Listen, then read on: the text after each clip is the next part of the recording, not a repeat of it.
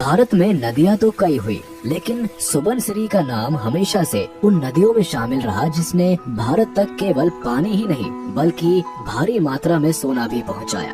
असम और अरुणाचल प्रदेश से बहने वाली ये नदी असल में ब्रह्मपुत्र की सहायक नदी है, जो तिब्बत से होते हुए भारत में दाखिल होती है और असम के लखीमपुर जिले में ब्रह्मपुत्र से मिल जाती है। हालांकि आज लोगों के लिए इसका अस्तित्व केवल एक मामूली ट्रिब्यूटरी का है, लेकिन इतिहास के पन्नों में झांक कर देखें तो सदियों पहले इस नदी के तट पर कई लोग दिन रात एक करके सोना निकालते थे। केवल कुछ ग्राम सोने के लिए वह नदी की तलहटी को खंगाल कर सोने के कणों को इकट्ठा करते थे। कभी 1 तोला सोना तो कभी केवल 5 ग्राम सोना ही उनके हाथ आता था और आखिर में मेहनत का ये फल तोहफे के तौर पर राजा महाराजाओं को भेंट चढ़ जाता था। नदी के तट पर सोना खोजने वाले ये लोग सोनोवाल कहलाते थे, जिनके लिए सोना इकट्ठा करना केवल रोजगार ही नहीं बल्कि उनकी ऐतिहासिक परंपरा का हिस्सा था। इस समुदाय के लोग तिब्बतो बर्मन के मूल निवासी थे और सोने के साथ साथ ये कई मेटल्स को भी नदियों से इकट्ठा करते थे। इसके लिए ये छलनी की मदद से नदी में पड़ी रेत से सोने के कणों को अलग कर लेते थे। 19वीं शताब्दी की कई किताबों में जिक्र किया जाता है कि सोना जुटाने के सिस्टम को शाही परिवारों के लिए ही बनाया गया था। अहोम राजा को तोहफे के तौर पर ये सोना चढ़ता था और उनके शाही खजाने में 4 से 7 हजार तोला सोना इसी नदी से भरा जाता था। उस दौर में ही नहीं बल्कि पुराणों में भी इस नदी को सोने से जोड़कर देखा जाता था। तभी तो महाभारत और भगवत गीता में भी सुबनसिरी नदी का जिक्र मिलता है। बताया गया है कि कैसे यहाँ के एक राजा ने सोने का एक बहुत बड़ा हिस्सा युधिष्ठिर के नाम कर दिया था।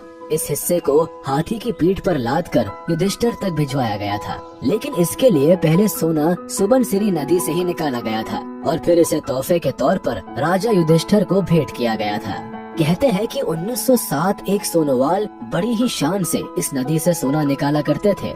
इस काम में उन्हें महारत हासिल थी, लेकिन वक्त की चाल ऐसी बदली कि धीरे धीरे इस नदी में सोने की मात्रा कम होती चली गई। घंटों बिताने के बाद भी इस नदी से मिलने वाला मेटल और गोल्ड ना के बराबर होने लगा। ऐसे में सोना ढूंढने वाली कम्युनिटी भी धीरे धीरे घटती चली गई और ब्रह्मपुत्र की ये सहायक नदी एक आम नदी बनकर रह गई। आज असम की इस नदी में मिलने वाले सोने की माला बहुत ही कम है, लेकिन सवाल आता है कि आखिर नदी में सोना आता कहां से था और इसके कम होने के क्या कारण रहा। ऐसा क्या हुआ कि कभी सोने के नाम से मशहूर इस नदी का जिक्र केवल किस्से कहानियों तक सीमित हो गया। अब यहाँ काम करने वाले वर्कर्स का मानना था कि असम की गोल्ड माइन से मशहूर इस नदी का गोल्ड सोर्स शिवालिक रेंज था। 80 के दशक में जियोलॉजिकल सर्वे ऑफ इंडिया ने भी अपनी रिसर्च में पाया कि ब्रह्मपुत्र की और भी कई सहायक नदियों में गोल्ड डस्ट हुआ करता था, जो कि शिवालिक रेंज से भारत में आता था। इसी तरह सुबनसिरी नदी भी अपर शिवालिक होराइजन से गुजरते हुए चट्टानों से सेडिमेंट्स अपने साथ बहाकर लाती थी। सोने से लेकर कई मिनरल्स और मेटल्स इस नदी की तलहटी में बैठ जाते थे, जिन्हें सोनोवाल द्वारा इकट्ठा किया जाता था। इससे एक बात तो साफ थी कि गोल्ड का असल सोर्स शिवालिक की चट्टानें थी। इसलिए जैसे जैसे नदी अपना रास्ता बदलती गई, इसमें इकट्ठा होने वाले सोने की मात्रा भी कम होती चली गई।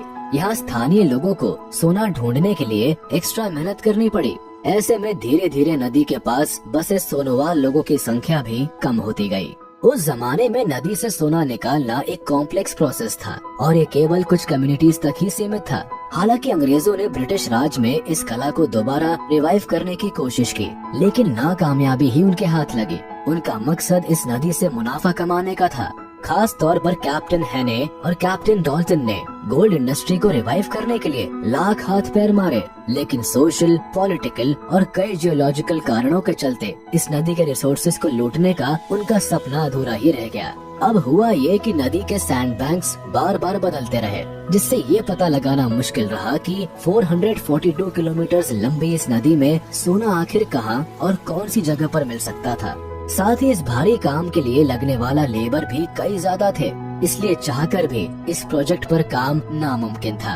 कहने को आज भी इस नदी में सोना और कई मिनरल्स मौजूद है, लेकिन इनकी मात्रा ना के बराबर है। ऐसे में इसे ढूंढना सरकारी प्रोजेक्ट्स के लिए काफी मुश्किल सौदा है, लेकिन अपनी गोल्ड की खपत पूरी करने के लिए भारत शिवालिक सेडिमेंट्स में सोने की खोज कर सकता है। एक्सपर्ट्स का मानना है कि इन चट्टानों में आज भी सोने के साथ साथ कई कीमती धातुओं के भंडार हैं, जो भारत के काम आ सकते हैं, जिन्हें पाने के लिए मॉडर्न मेथड्स और टेक्नोलॉजी का सहारा लिया जा सकता है। जाहिर सी बात है कि जैसे जैसे पॉपुलेशन बढ़ी है, सोने की खपत भी बढ़ती जा रही है।